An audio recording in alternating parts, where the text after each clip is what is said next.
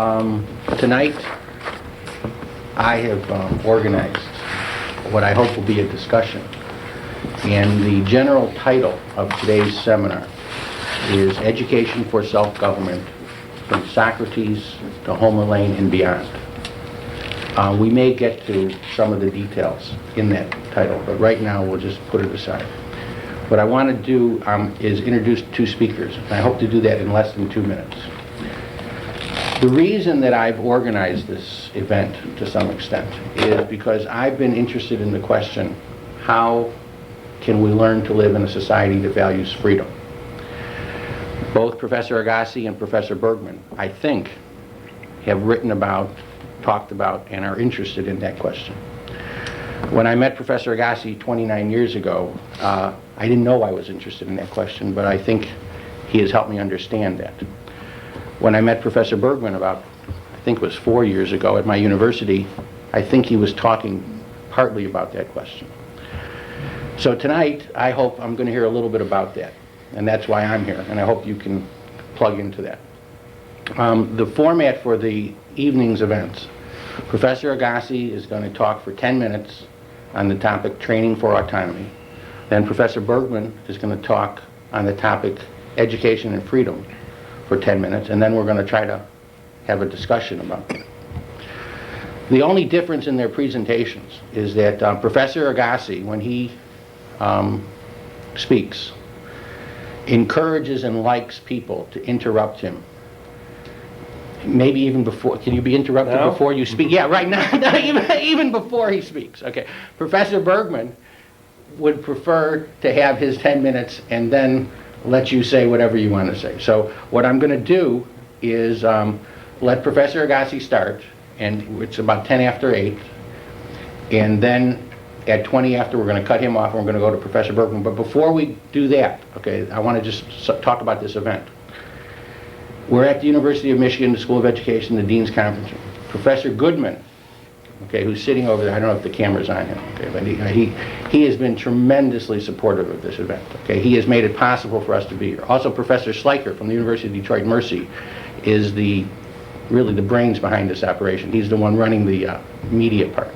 And what we're trying to do with this video is create a bigger video that is called Education for Self-Government, the Socratic Method today. So what we're doing tonight is a piece of a bigger video. And if anybody sitting here is interested in the bigger project or just this part of the project, all you got to do is contact me and I'll let you know where things are at. And one of the surprises is when you're in the Dean's Conference Room, you sometimes get a telephone call. Right, we're going to see what's going on. What are you trying to call? Go ahead, don't. Okay, all right. We can. How does this work? Well, this is stuff that can be edited out. Okay, so we can now all relax. All right, we're gonna. Okay, I would like Fred to be back before we start. This is one of life's little surprises. 42595 again. Okay. All right. Good. Thank you, Fred. All right, so I'm done with my introduction, and if anybody's interested in some of the other video sessions that we're going to have in Michigan, today is Wednesday night, November 17th. We're going to have other events with Professor Aggasi at other universities, and if you're interested in going to them, talk to me afterwards and I'll let you know where they are, okay? All right, Professor Aggasi, the topic of his presentation again is Training for Autonomy. It's well known that education is partly imparting knowledge and partly training. Training is two things. First of all, transmitting specific skills. There are the universal skills in our society, reading, writing, and arithmetic, and there are more specific skills in different schools. Different skills are transmitted, especially if they are vocational schools. But there is also training in the sense of toilet training, which is not in any specific skills, but training people or breaking people to enter society. I really remember very clearly one thing in my elementary school standing out most clearly, and that is don't put your hands in your pockets. I was too young to understand why one is supposed not to have one's hands in one's pockets. Only when I grew up later and the hormones started flowing, did I realize why one should not have one's hands in one's pockets. But the training not to put my hands in my pockets was a very important item in my education, and I think the current Pope very much encourages it. Yet again, he again spoke today about the importance of training people not to masturbate. The purpose of toilet training is to make people live in society in a normal, accepted manner. In our society, it includes not spitting in public. In Chinese society, it's not. And so on. There are differences between societies, but there are standards in a given society, and the standards alter. But the general idea is that the youth who enter school should come out as an adult acceptable to society to replace the older generations that die. Immanuel Kant, one of the most important philosophers of education, said in his lectures on education that imparting knowledge in school in itself is worthless, because everyone has to acquire ever so much more knowledge than possible to receive in school. You receive in school so little that it really is not important. Nevertheless, he was for imparting knowledge in school as a training in the acquisition of knowledge. And more so, and more importantly so, as training in discipline, because according to Kant, if you are not disciplined, you are not autonomous. It is very funny. My opinion of autonomy is the opposite. But at least we both had some idea, or most people really had some idea. You're saying you differ with Kant on the view of what it means discipline. to be autonomous, about discipline. Yeah, right? but what is your? Did you explain your difference? it's enough that I think a little self-discipline goes a long way. And he thought, first of all, you be disciplined, and then you can acquire autonomy. That's a great difference. And Kant's position is really the standard. We do not train people for autonomy in schools. We train them for some discipline, hoping that they will be autonomous later on. Things are even worse. Teachers have a lot to do. And in order to be able to do it as efficiently as possible, because it's too much anyway, they want full cooperation of the students. And by full cooperation, they mean full receptiveness. They say the ideal student for most teachers is the student who is eager to accept, to receive, to swallow, to acquire, to make his own or her own what the teacher passes on to them. In a sense, this is of course essential. If we want some continuity, we want our children to have some similarity to us. We don't want complete break between generations, so there is some assimilation of past habits, knowledge, tastes, and so on in the next generation. But my contention is that the ideal student, the ideal pupil, according to the standard view that most elementary school and many high school teachers hold, is a disaster. And through college. Would you go through college on this or no? I will discuss college separately, because college used to be different, and we now extend elementary school to postdoc. Good. So No. Getting your tenure. no, to postdoc. Okay, You see, postdoc, okay. we used to say in college you are independent, then for second degree, and then for third degree. In my youth, they said for your third degree you'll be independent, and then I heard them say for your postdoc you'll be independent. Okay. And it goes on. But that's another story of where is the cutting line, because it's all artificial. And what I recommend is something more natural. That is to say, first of all, recognize that except for extreme cases of what we call slave mentality or depression, near catatonia, we all make decisions. When you talk to highly depressed people, they tell you that they spend a lot of energy on the smallest decision problems, such as which shoe to tie the lace of first. And this is a decision problem. The Jewish Book of Customs, the Laid Table, says in the beginning, you should put on your right shoe, and then your left shoe, and then do your left lace, and then your right lace, so as not to begin the day with a decision. They say the fellow who wrote it was no fool, and he knew that tying your lace is neither here nor there. But he laid down a rule so that you don't wonder about it. And he really wanted people to be directed by rules morning, day, and night. And this is, of course, not freedom, but his ideal of the worship of God, which I don't share. And I think worship of God should be voluntary. That is to say, as a matter of decision. And I think we do make decisions. Children make decisions, adults make decisions, and the question is, do we have a training to broaden the domain of our decisions? There are things that we decide thoughtlessly. Most normal Americans don't have problems choosing their menus. Some do, and we consider it pathological. Some have problems with what? Choosing the menu. When they enter a restaurant and are given the menu, you usually within a few minutes decide what to take, and then you regret it. That's all. Okay, so are you saying that basically training for autonomy is helping people learn how to make decisions and broaden the base of what the decisions are? Exactly so. Okay. That is to say, although most people have no trouble deciding about the menus, many Americans that I know personally have a difficulty as to making a life decision, such as getting married or not, having children or not, changing job or not, and so on. There are life decisions, and they are more difficult than choosing your menu or choosing which shoe to tie the lace of first. And in my opinion, there is a gradual process. Very seldom do we find people who were not given almost any scope of decision until they were thrown into the world, as my teacher said at the end of my education, and there you have utter freedom. Okay, wait.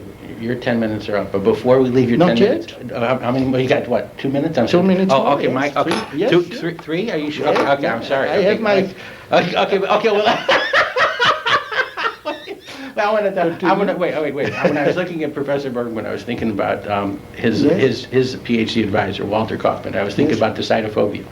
Okay, and part of what... Can we pick that up on tape? Those words are going by too fast. Oh, did I? Okay, all right. Oh, okay. Decidophobia. Okay, how do you say it? Decidophobia. He made up a word. Yeah. Okay, decidophobia. Okay, Yeah. and part of what I want to get to in relationship to that is that it may be, from what he is saying in the book, Without Guilt and Justice, is that the training is the exact opposite. Okay, in our society, and that's one way of understanding the training. That people are, to some extent, are trained to be decidophobic.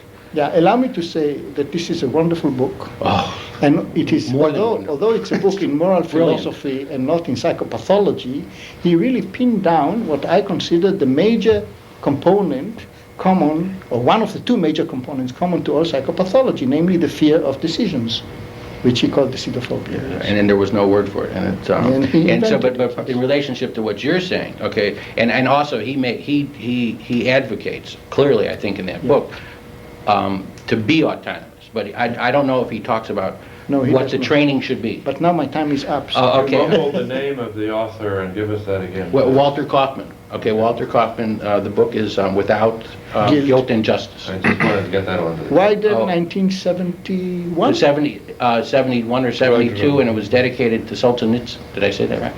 Okay, it's an unusually good book, I think, and it has received very little attention. It is his least sold book, and it's probably his best book, yes. Okay, and all right, now I would be perfectly comfortable if we discussed for a while. But it feels very unnatural now to say. Now okay, that it's your now turn. Frithjob, No, but wait, 10 Frithjob, minutes. take And off. don't interrupt No, wait, it, no, right? well, no, wait, we can keep going, but no, I would like to give Frithjob a shot at talking about the topic that he chose, okay? The topic was freedom in education. Now, we could do it at another time, or we could do it now. No. Okay, whatever. Okay, or yeah, I'm the moderator. Well, let me make a few remarks. Okay. Start by asking what is the most compelling, the most usual, the most customary metaphor that we have for freedom. And I think for most of us, especially in this culture, the answer is open space, not being hindered,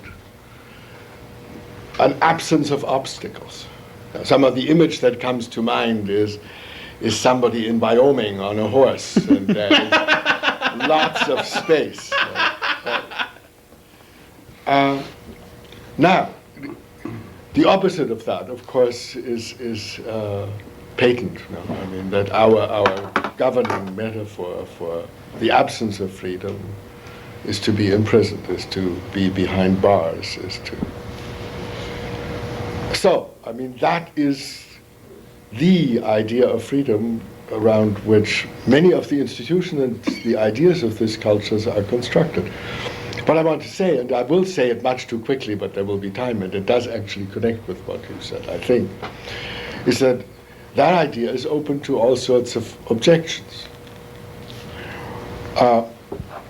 One of them is that if that's what you think freedom is, then I mean, sort of the first thing to notice is that it's extremely difficult to realize that, and it may in fact be impossible to realize that. There may be no such thing as a situation in which there are no obstacles.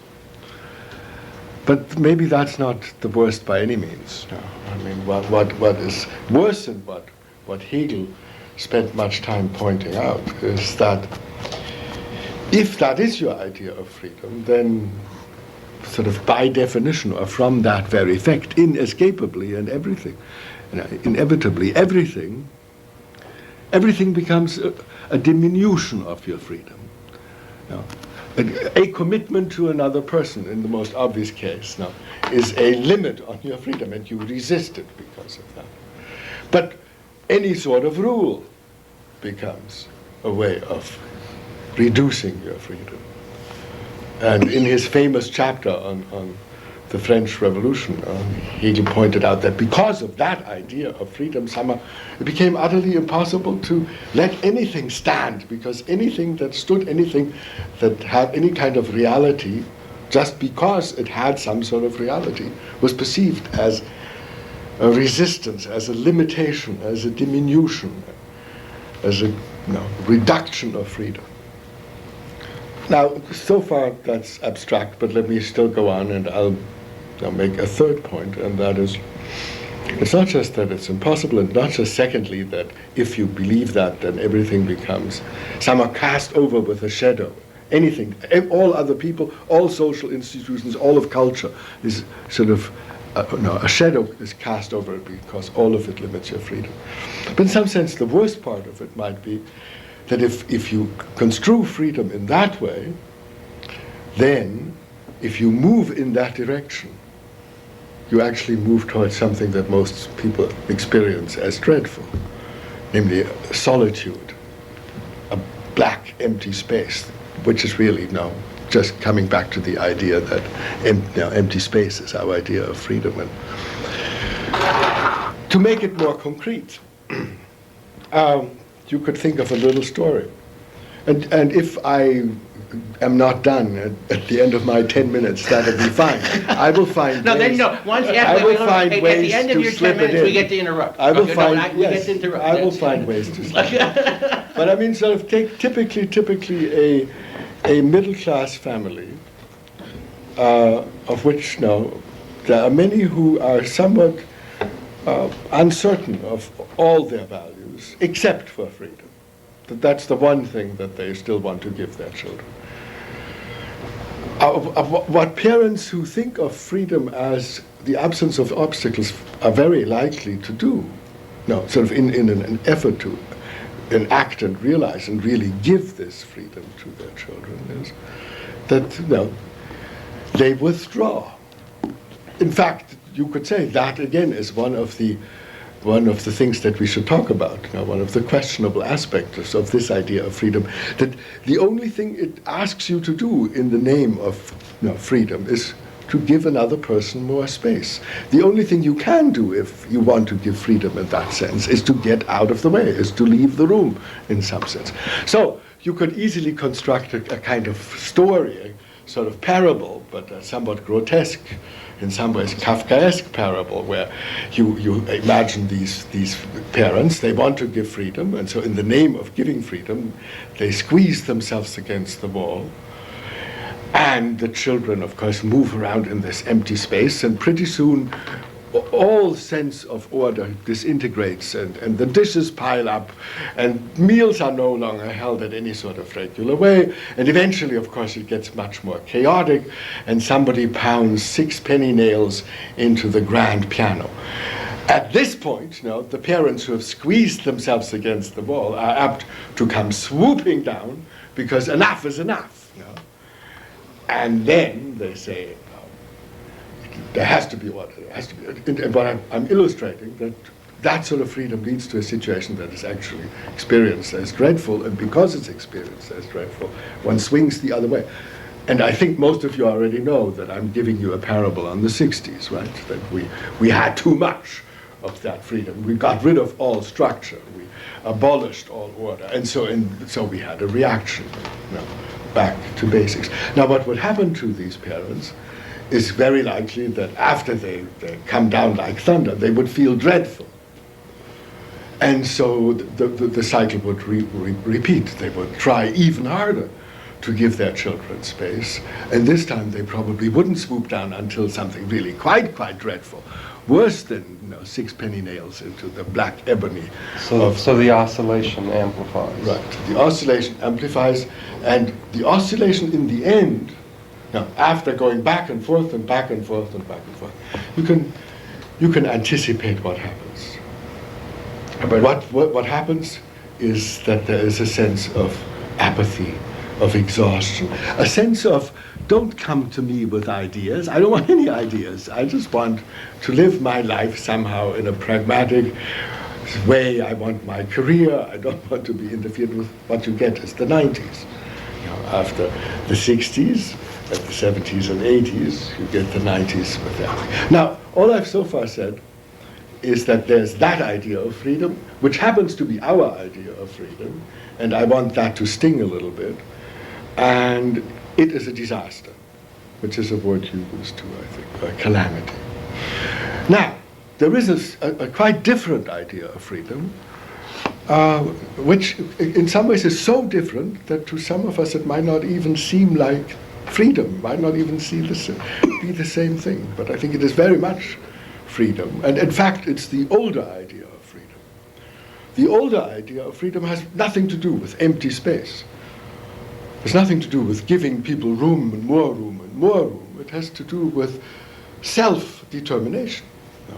It really moves from the outside in, and that might be one moment, as long as we have a blackboard and all of that video machinery. I mean, the idea of empty space really, you know, freedom has something to do with what goes on out here.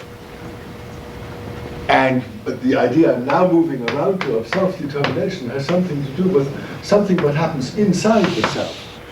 Namely, the self has to be strengthened. The self has to reach a point where whatever else happens, you are not governed by external influences. You're not governed by your parents' expectation, your parents standing about you and wagging their heads. You're governed by what you want to do, which is very, very what Kaufman meant in that book, that you make your own choices. So, Frithjob, can I ask a question about the two freedoms? I think, just you can do anything you want. You're the director of this show. Okay. What you're saying I find very interesting. Okay, I'm of course not done, but that here or there. I think you hit your 10 minutes. All right. We got a whole. The plan is. I was just about to get interested. Okay. All right. The plan is to see if we can get a discussion going for the next hour. Frithjob, I think, does have to leave at 9:30. So right now it's about 8:30. We have a whole hour. We would like to hear from the people that have been listening too. Okay. And my goal here now is to see if we can get some interaction between us. Okay. And not only between Aggasi and Bergmann, but even some of you. Forgive me, but it really might be useful to go on just can I have my question? A couple of steps and make a few connections. Okay, good. Okay, sure. And I think it'll just make it much easier for go people. I mean, and I will try to be real brief. But I mean, the first thing maybe to notice is that the prescriptions of these two ideas are entirely different. That what one wants you to do is not at all what the other wants you to do, which, in terms of how would you educate a person, almost the opposite thing. In one case, to educate a person in the name of the first idea of freedom means to give that person as much empty space as is possible. That means to interfere as little as possible. In the other, it's a very different question. The question is, how do you strengthen that person's self? How do you invigorate that person's self? And that may mean that, in fact, some resistance is not a necessary evil, but some resistance is indispensable. It won't happen without that. In fact, Slater, who wrote the book The Pursuit of Happiness, argued that one of the disasters of liberalism was that it never got you to the point of even recognizing what you really wanted because people never interfered with you. Now, and that can be an aside. We don't have to get into Slater too much. But the thing is that I would want to make a couple of connections quickly. One is very contemporary and in some ways strange. Namely, I would say that even though Hegel has the worst of names among feminists very often because of things he said about Antigone, or because of the idea of freedom that he lays out is familiar to us to some extent from feminism. And from feminism we get an illustration of what it actually would prescribe, because in feminism you get assertiveness training, you get the idea that people love too much. Sort of that you have to teach yourself not to be too yielding, that you have to teach yourself to insist on yourself. And I think that I don't want to overdo the similarity, but I just want quickly to suggest that is what concretely it would result in. So the two prescriptions are very different. Now, actually could go on, but I will not do this now. But in the discussion, maybe at some point, I'm just suggesting that I think the issue of choices should at some point be raised, and I think the issue of Kant's discipline should at some point be raised. Scott, I think this idea of the self and how it sort of plays a role in how we even conceive of a choice and how we encourage autonomous choices among people is part of the very kernel of the question. And if we take the sort of self-determining model for understanding autonomy, we need some kind of sense of the self, and with the sort of metaphysical attack on the self that has sort of happened in philosophy over the last decade at least, if not more. Where do we go for that sense of authenticity or integrity, or what sort of metaphor do we use to understand what strengthening the self means? I mean, Rousseau has an account, Kant has an account, but what do we do when we start saying to be more like yourself or more like your real self? What does that look like? I would like first to respond, if I may. I would be glad if I can come to the point made here, but first I want to say about Hegel. I'm glad this thing was raised because I'm afraid I hold the position that Hegel ridiculed. And I think that Hegel is one of the most dangerous philosophers today. I respect him, I appreciate him, I think he's important, but I think we should oppose him with all our might and heart if we are liberals, which I am, and evidently Professor Bergmann is not. Oh, you're jumping to conclusions a little too fast, but I nothing heard you like jumping. I heard you criticize liberalism, but if I'm mistaken, I withdraw. Hegel's, by the way, hostility to feminism is not so much what he said about Antigone as what he said about Lysistrata, which I think is bloodthirsty, but this is taking us too much far afield. I wanted to say that I accept the metaphor of open spaces, and I think training for autonomy is training people to move freely in open spaces, because the reaction to open spaces of a prisoner may very well be terror, agoraphobia, decidophobia. What Hegel recommended, to go into your inner self, is to leave the political situation as it is and not to try to change it. The 60s were mentioned. And my view of the 60s is not that they were too permissive, but that they were a joke. I taught in Boston in the 60s, and I debated these matters in my classes with my students. And I said, if you are such revolutionaries, why don't you vote with your feet? Walk out of boring lectures. And they said, but we need our grades. And that, in my opinion, characterizes the 60s more than anything else. The Black Revolution had some success. The Women's Revolution has some success. The anti-Vietnam demonstrations, anti-war in Vietnam demonstrations contributed to the end of the stupid thing.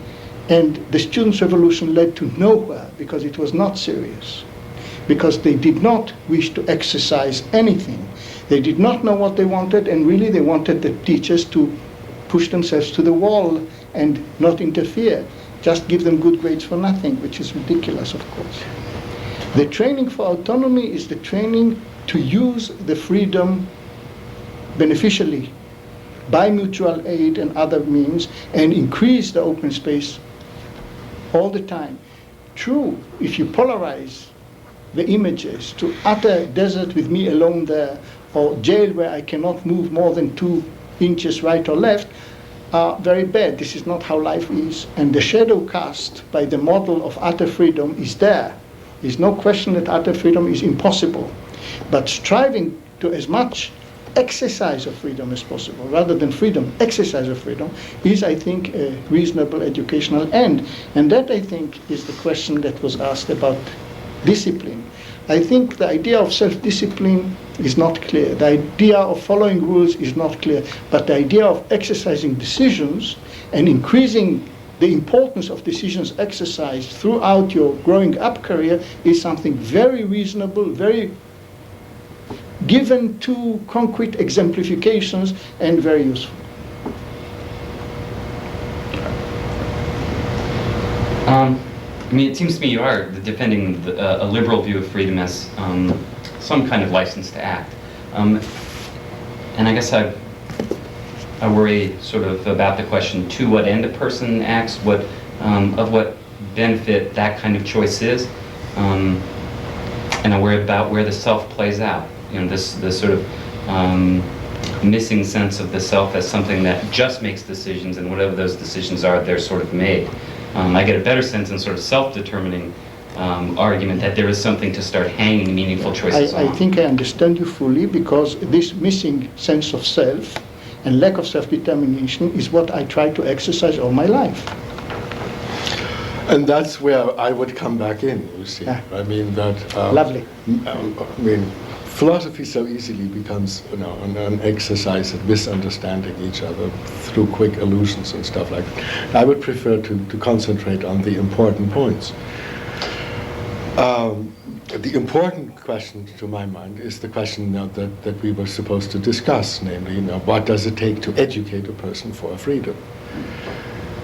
And it seems to me, of course, you know, and there's no disagreement in spite of a little, you know, fencing about that what eventually we want, you know, is a person who can make decisions. The question is, how do you get there? And the point I was making is that a maximum of permissiveness does not necessarily get there.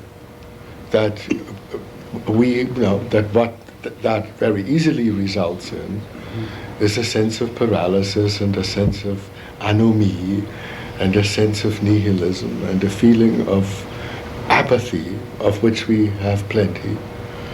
And that what is very, very needed, you know, to get a person to you know, actually make decisions, you know, is all sorts of things that very often have to do, you know, with not just obstacles and resistance, but also now sort of with the capacity to orient oneself, with the capacity to order things, with the capacity to have, you know, proverbially at this point, values and things like that. With the possibility, Yeah. with the possibility to affirm, with the possibility to commit, Right. with the possibility to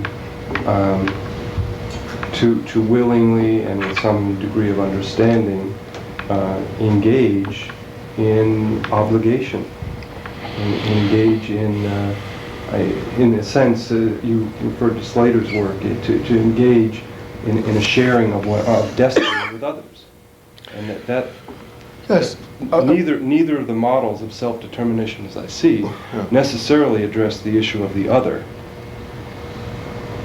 Well, actually, in a way, I was wanting to move towards that by saying that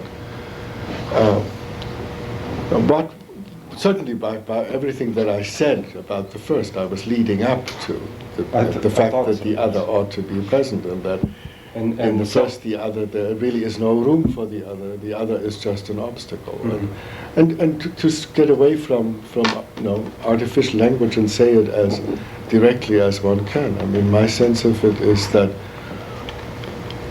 what is required to help a young person towards autonomy is probably a very rich context, a very rich world, a very complex world. Lots of interactions, lots of feedback, lots of interactions, lots of opportunities to discuss, and to assess and to see something from many different perspectives, rather than a very bleak world, a world in which that person finds herself or himself quite alone, and everything else apart. That, I think, is for us a very crucial point, and I only sketched out what I did because it seems to me it's important only because that is the key misunderstanding. Because in our culture, for better or worse, we do think of giving people freedom as giving them more space. And I think, actually, the way I see it, apart from little allusions, there isn't that much difference between Aggasi and myself at this point, because that's why I picked up on the determination and the decision and the choices, because what is required in order to get to somebody to really make meaningful choices, to make intelligent choices, to make choices that serve that person is... If I may say, maybe we agree, maybe we disagree. It's not clear to me. When I hear your expression, giving people freedom, I'm a bit taken aback, but it may be just an expression and I shouldn't fuss about it. But go ahead. Certainly what you say about apathy is correct. We don't want people to be in apathy in general, especially not political apathy, social apathy, and indifference to the other. That is certainly true. What is the cause of apathy? Professor Bergmann says giving too much freedom is a cause of... No, see, now you're being terribly unfair. I apologize. Please correct me. Because, no. Because, and you're missing my point entirely. Please correct me. Because that's all right, I will. Because we're equal. Certainly. Because giving somebody empty space is not the same thing as giving them freedom. And I don't think that by giving them empty space, you have given them freedom. Fine. You've given them something quite dreadful, as far as I'm Fine. concerned. I think it's not a matter of You've given giving. them a vacuum in which they can't breathe. That, first of all, I think is a fact. We do live in some sort of vacuum. We do have to learn to cooperate with others. We do have to learn to exercise choice in the empty space in which we are, however big or small it is. And I think our teachers prevent us. I think many pupils are in constant state of depression throughout their school years because they do not know how to react to the oppression by teachers, whether the oppression is big or small. And this is an empirical question. Do we want student atmosphere to be depressive? I think not. I think on this we are... No, but you see where we might disagree to some Yes. extent, and I'll try to cool it. You're lovely. I want sparks flying. That was my goal. Well, alternation. We don't want monotony. You want a lot of different things on this thing, right? That's what you said. I actually deal very closely with students who are depressed and work very intimately, with them in Detroit over long periods of time. And we can come back to the 60s if you want and sort that out. And my sense of it is that they do not become depressed from real oppression. They become depressed primarily from an insufferable boredom, from a dreadful emptiness in which they find themselves. I agree about boredom. And I think of boredom as apocalyptic. We usually think of boredom as sort of a minor excrescence, as something that Clearasil will take care of. I agree with you again. It is apocalyptic. The question is where it comes from. And it comes from teachers who don't teach. It comes, in my opinion, from teachers who are too eager to teach. That's where we disagree. Oh, it comes from teachers who are, no, who won't do, well, let's go slow, not try to be Lovely. aphoristic. Yes. But I mean, I'll try to be descriptive. I mean, I'm working with a bunch of teachers right now. What depresses me very much. Now, I'm trying to get a bunch of teachers to teach about what is happening to work, which at the moment is a very hot subject. They don't want to teach it unless there is a curriculum in front of them that tells them almost every 3 minutes what exactly to do. I agree. And I have the feeling that this craving for a curriculum really has everything to do with a sort of almost an asserted absence of knowledge. I mean, they sort of want to be able to teach without having to know it. No, it's decidophobia. They want you to decide for them what they teach. Well, you see, not quite. There is some decidophobia in it, but they also feel we are exhausted, and I sympathize tremendously I think with that really is one of the key phenomenons in so much of the question of freedom, because it has so much to do with the exhaustion of constraints and demands, and the open. There is almost nothing in the in between space. You have all of the choices in the world to make, and none of them are meaningful. You have no choices at all to make, meaning in the sense of the teachers' lives and how they are governed and how That's very how good. You're external right. controls are. That actually is one, it seems to me, sorry. So the combination of those create tremendous dissonance, and I think the exhaustion does wind up, in a sense, lobotomizing people. So it is easier to follow a routine mindlessly, thoughtlessly, because it conserves energy. It takes energy to think. It takes real energy to think. And The exhaustion instead, is there, you're if, right. If you really honored people's efforts in thoughtful work, work would have to be arranged quite dramatically differently. I think you'd agree. And instead, I mean, we are still faced with depersonalized conditions where human contact and dialogue and struggle is not. the exhaustion of teachers seems to me incredibly real, in the sense that, I mean, it's easily, one could say, that no one has the metabolism to be interesting for 7 hours a day. It's just impossible to teach that quantity of teaching. I want to fully agree with both of you. And to add, which maybe you disagree with, that the exhaustion is a symptom of depression. And depression is an illness that reinforces itself. They say the more depressed you are, the more you go for a formula, and the more you follow a formula, the more depressed you are. Mm-hmm. And that is true for teachers as much as conveyor belt workers in Detroit. And this is why there is now a movement to remove the conveyor belt and to allow workers make more decisions on the job. Okay, I want to, the thing that I'm thinking the about. three of you are awfully quiet. Are you depressed? Are you- Why are you so depressed? Yes. Go ahead, she was going to say. Oh, I'm sorry. Yeah. Were you going to say something? No, get in on it. We're the students. Well, Go for it. Yes or no? Go ahead.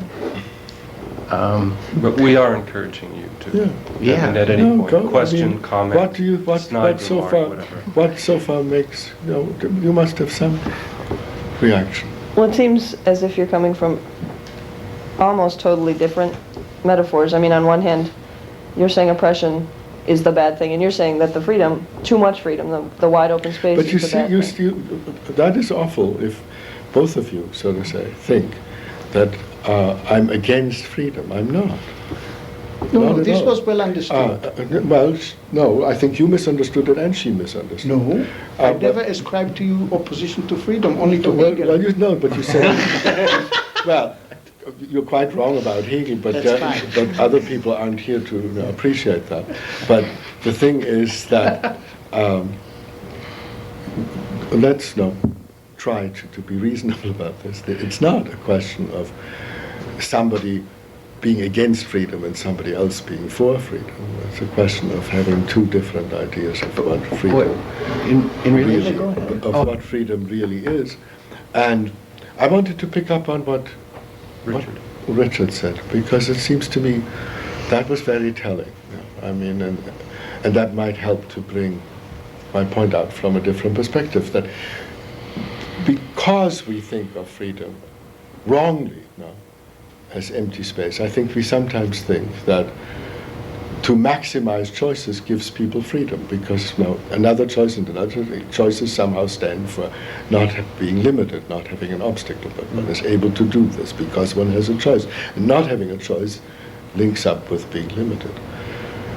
And I think one should insist to make people realize that choices do not make people free. Well, on That this we disagree. good. Good. I mean, you can give somebody a choice. Take a vegetarian. You can give her a choice between pork chops and beef. That doesn't give her much freedom. Take a student. You can give him the choice between two equally bad courses in psychology. That doesn't give a person freedom. I have. Oh, sure, go. Yes. It seems to me that in giving your choices, you're saying that you're not getting freedom, or you are getting freedom from your choices, or no? No, I'm saying, like Richard, I'm saying that mere choices are not enough. I think it's choices more. choices can be meaningless. Choices can be like sand on the ocean. Choices in Briarwood don't give you much freedom. If you sit there or walk through a Kmart and there's all of these possible things and you don't want any of them. What do you that think is good. about the idea of having too many choices? And I use as an example the current trend in science. We have this, some people consider we have an overload of technology. We have physics, chemistry, and math all breaking down into these subgroups and subfields. And suddenly you have all this information. A lot of the information is being duplicated even within the same field or subfield. And it's not being used efficiently. And I bring that in saying that perhaps we're giving them freedom, but they're not making efficient or effective use of their freedoms. Because of I don't know if it would be true to use that analogy. That does help, because I would say, I would just use slightly different words to say the same thing, and then maybe what's really going on, what really goes on here becomes clearer. I would say, not we're giving them freedom and they're not making effective use. We're giving them a lot of empty space, and what we don't give them is enough of a self to have freedom in that space. Let me go at it somewhat differently, but it's, still picking up on what Richard said. It seems to me that They have the freedom to not communicate with colleagues. Yeah. So therefore, there is really no opportunity for wisdom to emerge, because everybody is preoccupied by mere information. or differently. I mean, to be to have in front of you lots and lots of things that you don't really want. Yes. Doesn't give you freedom. To be able to, what freedom amounts to, or what at least comes closer, is to be able to do something that you really passionately want. And therefore, education for freedom has much to do with creating the sort of context in which somebody can actually get to the point where they passionately want something. And that we don't do. And that's very different from just giving them empty space. Empty space does not get people to the point where they passionately want. Empty space gets people to the place where they are indifferent, nauseated, and throw up. Now, let me comment on this, say where I agree with Professor Bergmann and where I think I disagree, maybe we'll correct it. I agree that there are options that one cannot take even if they're there. Every smoker has the option to stop smoking, and yet many smokers simply cannot stop smoking. So they are under compulsion to smoke, and so they don't have the freedom to smoke or not to smoke because they cannot exercise their autonomy. This is the point that I hope I make throughout this discussion. On the other hand, I think that if a vegetarian has a bigger meat menu on the list of options for them to reject, I think this increases their freedom. Given that you are vegetarian, given that you eat no chicken and no pork, if there is on the menu both rather than one of them, then you are more free because you reject more options. I think there are no such things as too many options. There are people who don't know how to cope with many options, and for them, the many options become too many. That I would agree with Professor And Bergmann. I think what Professor Bergmann is saying about the two kinds of freedom to some extent are not nearly as separate as they may appear. A major part, though, what I think is important about what he's saying, and something which maybe you want to speak to or you haven't emphasized, or there's a reason why you haven't, the development of a self, I think, is very important in the maybe not. Well, I mean, I'm exploring this. Whether or not, or how important is the development of the self in the process of learning to be free?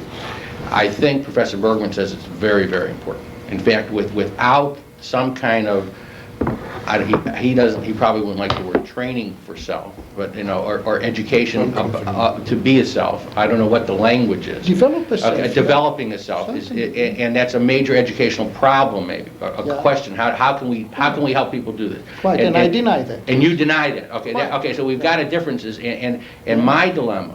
Okay. For what it's worth, is not much, but I'm struggling now where I stand between the two. How important for me do I think that is in an educational philosophy? And even if I side with you, the question I think is very important to raise, and even if we reject it. And that's why I've enjoyed talking to Professor Bergmann, okay? And his emphasis on that, which I don't know if I agree with or disagree with, I find fascinating. And tonight I'm just struggling with it. But I'm glad we got a difference there. And do you want to say something about why you don't think the development of the self is important for training for autonomy? Because it is remote, it's problematic, we can discuss it till kingdom come, but I want first of all to remove the conveyor belt from the workplace and give workers a bigger freedom in their daily work so that they have a higher quality of working life in senses that are clear, empirically tested, and workable. But now, I'm sorry, but that's where I happen to know a great deal, empirical stuff. Mm-hmm. And I have worked for years with automobile manufacturers, Mm-hmm. as some people in this room, like Fred, know very well. Mm-hmm. And I visited the Volvo plants in which people were working in groups and where supposedly they had more choices. And it's interesting. In Örebro. Yeah. That even apart, I mean, let's not get too narrow. I mean, to keep it in the discussion and not get lost in one particular example. The sort of experience that strikes me, of which this is one case, is that if you allow people to, in some way, influence their work, and you give them 4 things to do instead of 2, but now they do 4 things for 8 hours a day, the result is not that they feel that they have gained very much. The result is that they feel they have been had and lampooned and ridiculed because they've been given very little, but one makes a big fuss about it, and one says, we have now humanized this, and aren't we wonderful, and everybody already looks to see whether there is a halo to reward for what we have done. And workers are very angry. And on top of that, it's a statistical fact that many of these experiments have failed, and that one has gone back on them. It seems to me that the real difference, and that again reiterates the difference between that we have been talking about, is that I think there is an enormous difference between allowing somebody, a choice between two things, neither one of which she wants, or allowing a person to make a suggestion in a suggestion box and know that actually this will be taken advantage of, and to help a person to discover what she really wants, and then create a situation where she comes much closer to really being able to do what she really wants, as opposed to, ameliorate in some very small way the situation as it exists now. And that is what, I think that reflects on the two ideas of freedom. Yes, I think this is all very illustrative and very nice. I do value philosophical disagreements very much, but I do agree, if I read Professor Bergmann right, that it's very hard to pin down disagreements in philosophy. It's very easy to have cross purposes or misunderstandings in lieu of disagreements, which is a pity because disagreements are important and cross purposes are not. But in the sociology of work, it's quite clear that Professor Bergmann reports as empirical what I declare is empirically false. So here there is a very clear disagreement on matters of crass facts. So it's easier to have disagreements in sociology of work than in philosophy. And on this, I think our disagreement is very clear and very much across the board. And the disagreement is, you're saying with the four choices, that workers would feel less depressed, they would feel more autonomous. It's a very interesting thing what happens. Workers that go on doing very bad jobs, which give you very little freedom, when they have more freedom, at once start complaining and want more freedom and say, I don't understand how I could stand this boredom that I stood before these things happened. So in a sense, when you increase job satisfaction, you also increase enormously job dissatisfaction. And here I think Professor Bergmann and I agree. No? Yeah, on this I think we agree. But I think that this job dissatisfaction is a good thing because it pushes for more meaningful work situations. And I think really that the movement for democracy in the workplace, or for the improvement of the quality of working life, or sociotechnics, these are different names for the same, is one of the most important things that are happening today. And since Professor Bergmann is working in this field, I cannot but commend him and say I appreciate it greatly. But I mean, boy, do I like the general remark you made about how we should talk. I mean, I was struggling to get us away from cross-purposeness for a while, because I felt, so when we first started, it was all full of fun fireworks, but it was all full of cross-purposeness, and how do we get to really talk about this meaningfully? And I think, let me just sort of measure out where the disagreement now lies on this. Now, you see, I am very involved and very close to, and have spent a great deal of time on the issue of work, but I have found myself reluctantly, not always happily, disagreeing with people who advocate, who sail under the banner of the humanization of work, for example. I did not use this word. You notice I spoke of democracy. Or the democrat. Same. Humanization is a different movement, and I'm very suspicious of it. Right. So I again on this agree with you. That might be interesting to see where. No, you I think speak of those democratization, so of job enrichment. Yeah. These are concrete things. Humanization, I don't understand. Well, you see, my experience, very close, very first-hand with, I would say literally thousands of different situations, is that democratization in the workplace by workers themselves is very often experienced, to use a crass word, as a kind of hoax, because it's not enough. And I agree. The devil can quote scriptures. You can use the best things to ill ends. I fully agree. You can use democratization to intrigue between workers and so on. I know that. Still, I'm for democracy. Oh yeah, but you see, gets us back. One can mean different things, and that's why you people should get in on this discussion. Yeah, please do. I mean, to my mind, democracy is enormously important, and I would do all sorts of things to defend it. But it's very important to know what it does and what it does not do. I think it is a vastly more intelligent system than totalitarianism. People always thought of totalitarianism. Hannah Arendt, for example, wrote as if totalitarianism was so efficient. Nothing could be more wrong. Totalitarianism is chaotic and terribly inefficient, and in comparison, democracy gets the information from the ground up to the centers, where the decisions are made. And so I think of democracy as socially a very intelligent system, but it does not create individuals. All you have to do is look around and you see it. That's And wonderful. The question that we both are passionately interested in is how do we improve democracy through education? Never mind how other ways or means. Just how do we educate a more democratic human? That's what you and I are both bothered about. how do we create a more human? More democratic human. No, not more human. Not a more free human. Well, no, you see, I'm not. I think of democracy as important and indispensable as a political system.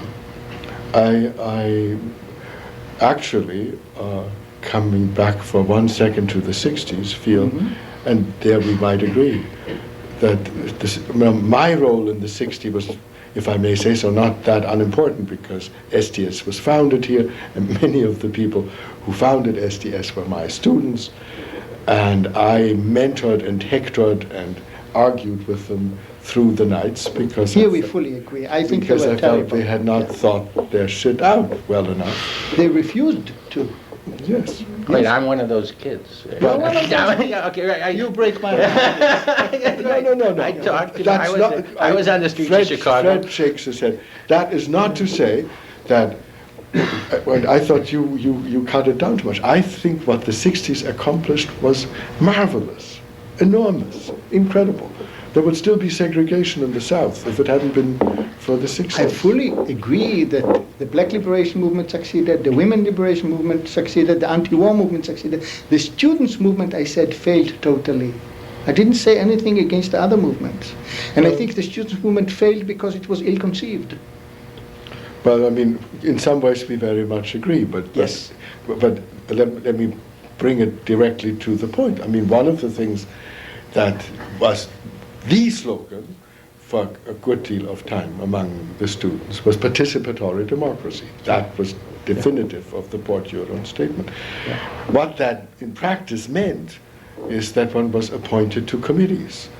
And the very last thing that students wanted And was that to is the sit on fault. committees. That is the fault of the SDS. Okay, They but broke up all the teach-ins, which were the greatest aspect. No, they, Oh, they sabotaged them. no, not around But here. I can tell you what happened at the University of Illinois. But I wanted to know why Fred shook his head at one point. I forget. Oh, well, then never mind. No, I guess it was right at the point where you were saying that the students, maybe it was Aggasi who was saying that the students somehow that generation shied away from hard thinking about issues. I think they thought very, very carefully, maybe not hard enough or carefully enough. But, I thought it was a very genuine effort. You were much closer to the core of radical students on this campus than I. I ended up with a good many of them in my classes, because especially when there were draft deferments for teaching. And I guess I shook my head at the thought that we were playing them lightly. I thought they were working It is ever clear. so hard. It is clear that Professor Goodman and Professor Bergmann, who have more experience than I, disagree with me. I still say what I say. I think they didn't think. They refused to think. I think the leaders. To Pardon? go on record, I think you paint too broadly. And as a student of that era, I think that you misrepresent many of the people of that era. It is quite possible. I'm not infallible. I express my opinion. And one is entitled to it, but I just... Okay, I want to bring it, okay, can I bring in another Goodman, Paul Goodman? Okay, because Paul Goodman had the same problem with the radicals. Okay, remember when he was out in Berkeley talking to these students, okay? And I think I agree with Richard, okay, that to make all these, it's hard to capture what was going on in Illinois, Michigan, or whatever, but I think Paul Goodman captured something for me about my experience and with participatory democracy, which was a farce. And the farce was that basically that was less than a slogan. It was just words that had very little meaning, and when you got into a meeting, it was basically follow us, follow the leader. And sometimes it was almost Trotskyite, where they were trying to manipulate crowds. Now, they may have felt that the manipulation was necessary, this was a means-end kind of thing, and I was offended.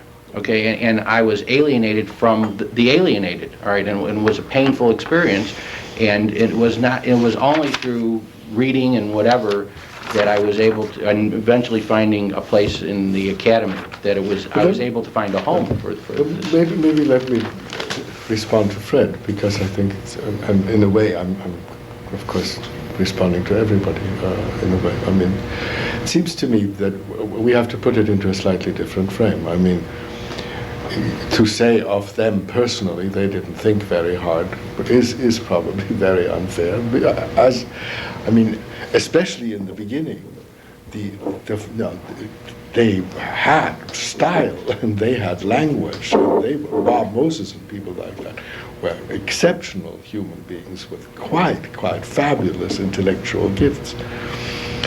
What I'm trying to get at is that in some sense, they failed and they did not think it out and they did stick to slogans, but I'm trying to introduce into the discussion, think of the task. Yes, I grant you that. What they were up against was that in some sense, it sort of was already beginning to dawn on people that Marxism was not going to do it, that Marxism was no longer applicable. One didn't yet foresee that it would collapse the way it collapsed, but clearly there was a movement away from that, or certainly there was no embrace of it.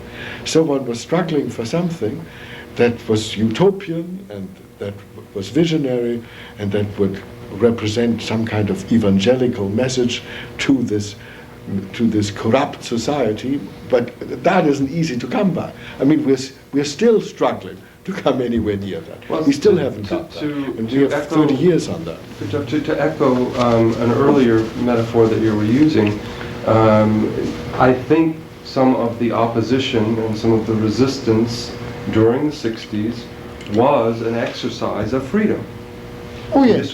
This was precisely a way that one could expand the possibilities for freedom, was to oppose, to stand against. I fully agree with what you say. And here you have, not opening the space, but standing in face of the space and in face of other structures. No, and here I opposition. agree with Professor Bergmann. He spoke of utopianism, or to quote Professor Kaufmann, it was Manichaean. As you described, it divided the world into black and white. I think that was a problem. I have a question.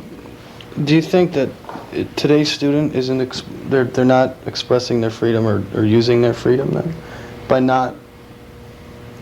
not having some sort of student movement? I mean, we may have student movements, but you speak of the student movement that failed in the 60s. Is there a student movement in the 90s?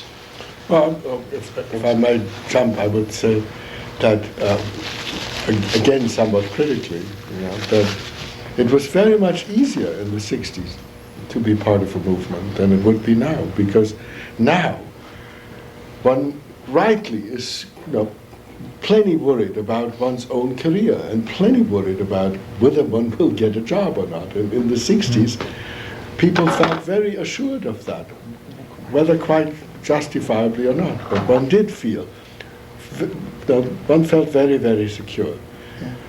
That's a... You ask a question that deserves a direct answer.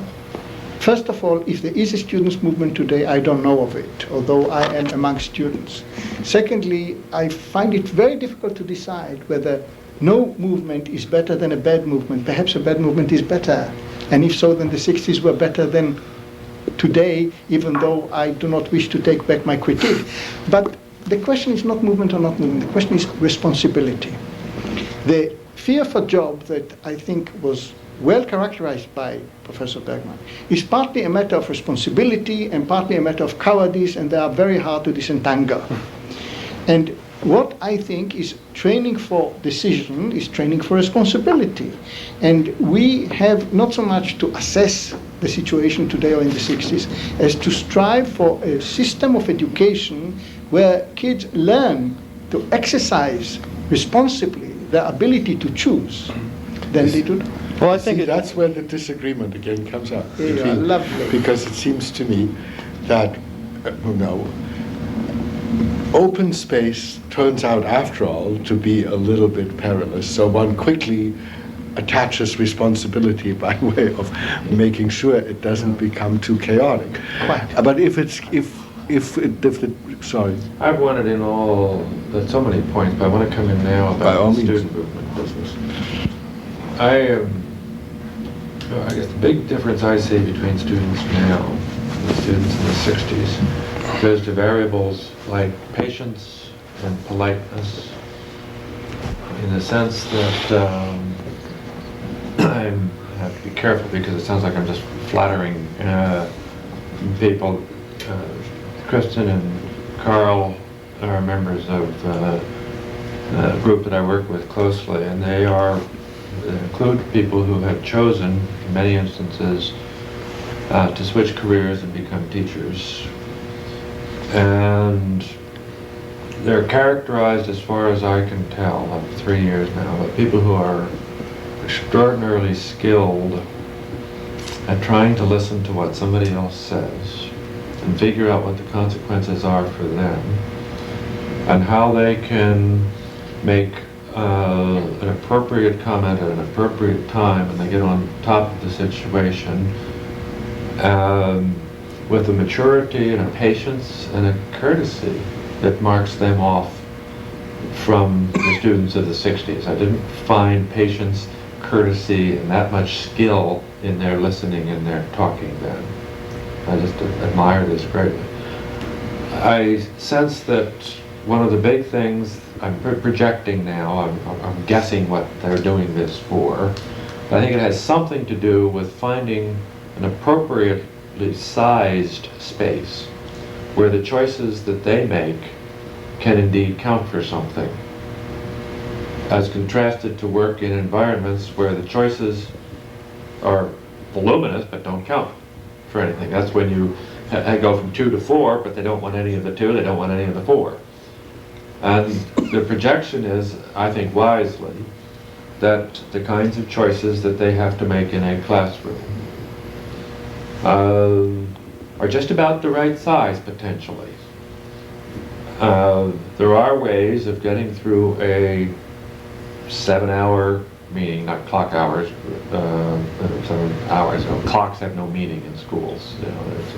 I claim there's a constitutional provision somewhere that none of us can find that forbids the class hour from starting on a 10 o'clock. It has to be 10:02 or something like that. It's a very artificial time. There are ways of getting through those days, and skilled teachers find that pace, that they realize they, Frithjob, you have such wonderful metaphors in the Freedom in Education chapter. My favorite, all-time favorite, is the juggler's assistant.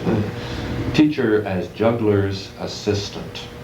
The students are juggling plates, and the teacher stands back and watches. Your metaphor, you should do it. You want to pick it up and do it? No, you do it fine. All right.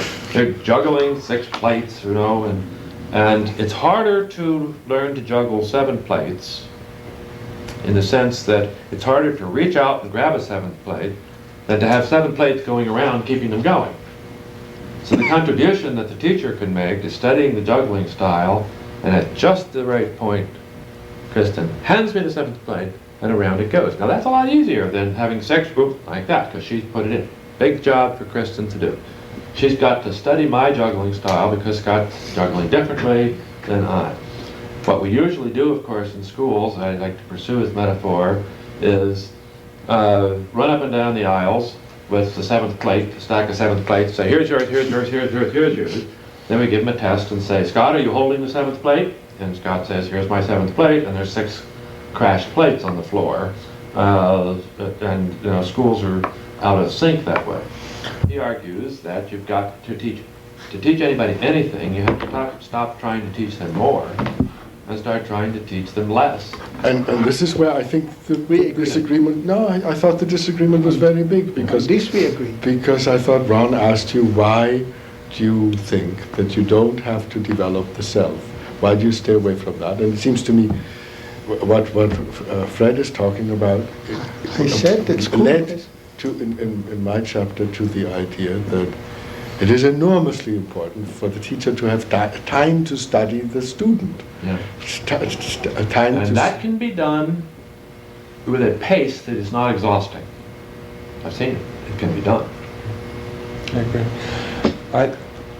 Knowing the hour that is upon us, I wondered if there was a chance that we could really try to focus very explicitly on the educative engagement, in the sense, how does the development of the self find its place in an educational exchange? What do we really? What do we do? What does the curriculum for freedom and autonomy and responsibility look like? I mean, how do we do these things? But wait, Not in a technical sense, but in a sense of saying, well, I think we recognize that we can construct miseducative relationships and encounters, the seventh plate, for example. So what does the educative act look like? The main question is, how do the people in class feel towards the activities?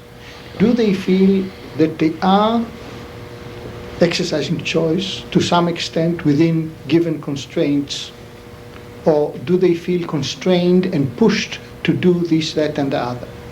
In my experience as a pupil, in my experience as a colleague looking at the students today in my classes, the kids gave up hope of doing things rather than being pushed to do things. My ideal of scholarship is the intellectual love of God, of doing things with fun. And I tell my students, it's very easy to kill the fun of reading. It's much harder to kill the fun of sex, and we manage even to do that. So I want them to write essays in fun. And I fail semester in, semester out, and the kids always say, you're so different from the others, we can't go with you. This is my experience. And I think that the metaphor of juggling is terrific. And the teacher as assistant is a terrific metaphor. Kids always ask me, what do you want me to do? And I say, excuse me, I want you to clean my house. Is that what you are going to do? I'm at your service. I'm paid by taxpayers' money to serve you. The question is, how can I serve you? And they look at me puzzled, and they don't believe that I mean what I say. And this is very sad to me. It is a fact that it's very hard to tell the student that I'm his assistant. I agree that that's very hard. I think our schools cause that to be hard, but it goes to the heart of your question, Richard. That's what I think we need to do. We need to recognize that there is an active role for teachers to play in structuring environments carefully and well to increase the odds that students are helped to learn how to make the choices that they want to learn about. When I get into work, it's extremely easy for me to be interested in what people who have worked hard at boring jobs all day choose to do. They choose to do things like play softball. Not because it's easy, not because it's couch potato stuff. There are 2,000 softball teams in Ann Arbor in the summer, not players, teams.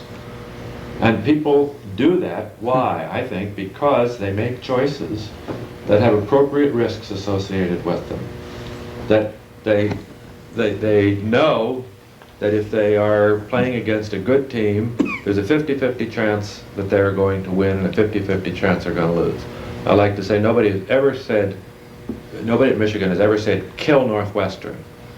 You know, Northwestern isn't worth killing. They're not even worth playing.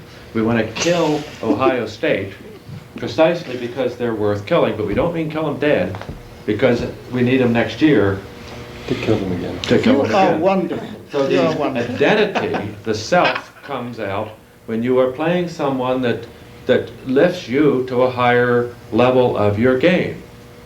And I've played tennis with fine tennis players who don't try to play tennis with me. They invent a game to play that will make it a challenge to them. They'll serve and try to pick up the outside edge of the line.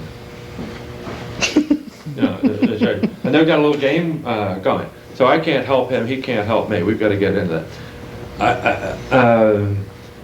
This business of switching the teacher from teacher as frantic juggler.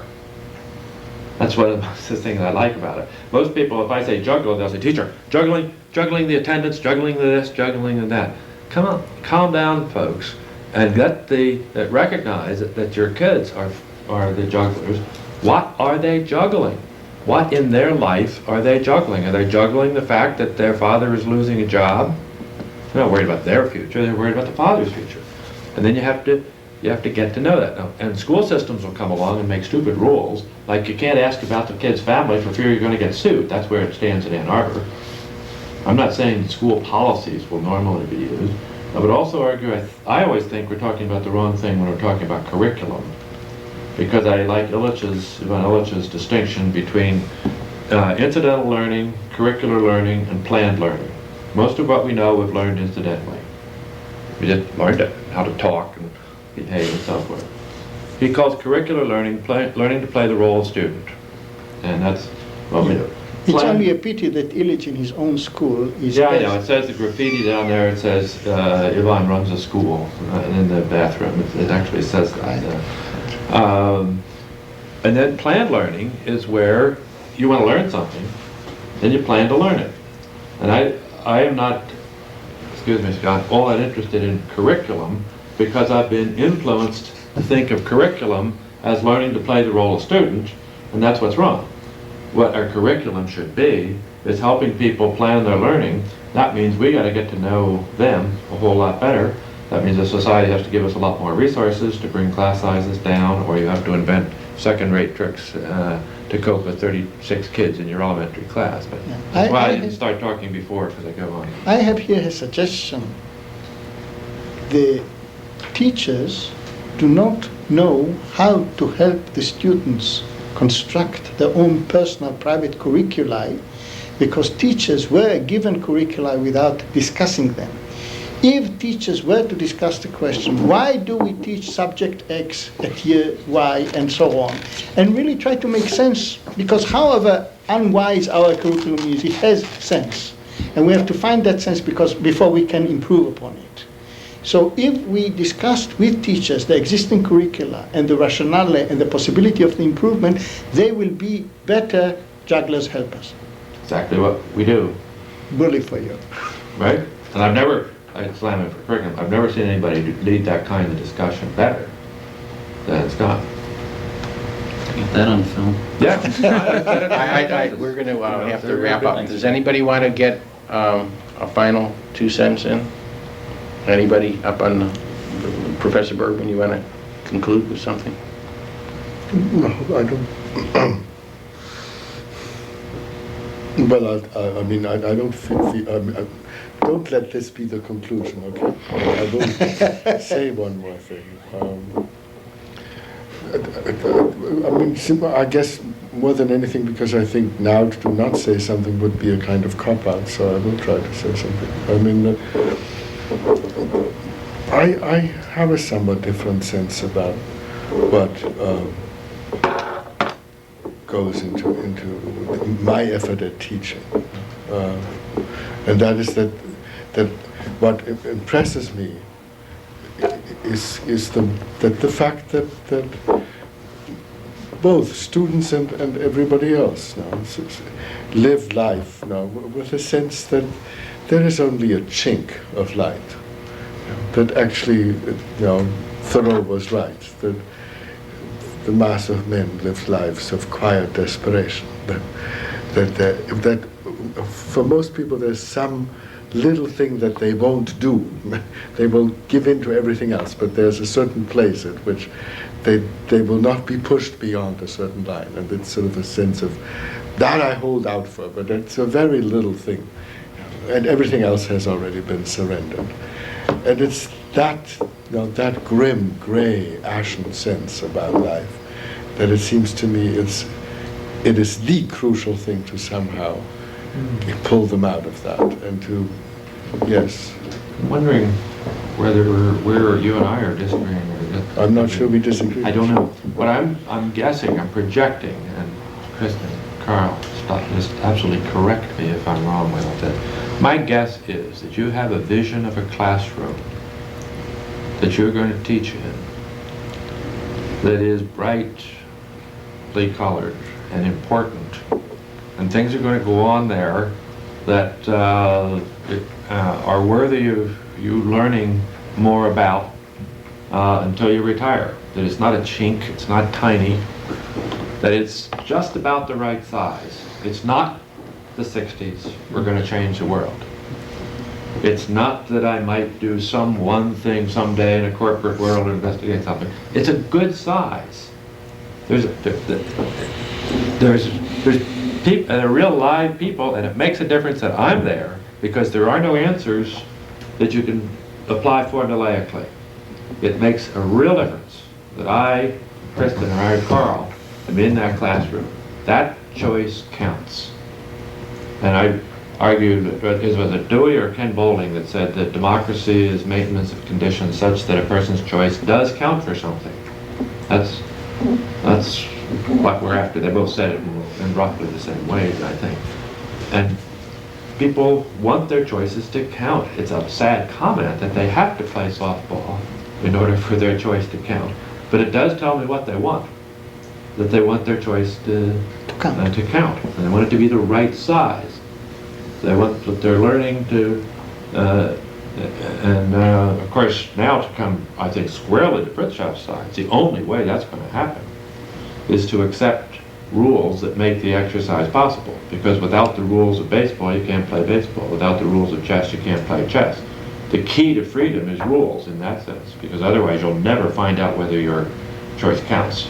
That's what will shape the size of your space. I would like to interject, and I think you'll agree, that the difference between the rules of baseball or softball or any other game that people play, or chess, and the rules in the classroom is that they are in the classroom excessive and the kids did not assent to them. They were not discussed with the kids. I don't think that the key to freedom is rules. I mean, if you said it as if you thought, at least I got the feeling you thought that's what I stand for. No, I mean, I think the key to freedom is vitality, is life. And the problem is that all too many don't have very much of that at all. I would even say, and I know this will make Professor Aggasi maybe raise his hands even more, that it may even be passion that is necessary. Well, that's the reason I want the rules is to have that. I want people to be passionate about what they do, and the simplest practical way to do that is to But offer you see, it's very different from having, I mean, the whole business, it seems to me, of choices and having choices count is all sort of secondary and somewhat removed in comparison to what seems to me primary. Maybe, first of all, to help somebody to get to the point where they actually want something with some intensity. Cameras are going on. Thank you for coming. Anybody, Professor Aggasi is going to be speaking at a lot of other places. Anybody wants to know, we have a list of them if you want. Great. Thank you, Professor Bergmann. Thank you very much.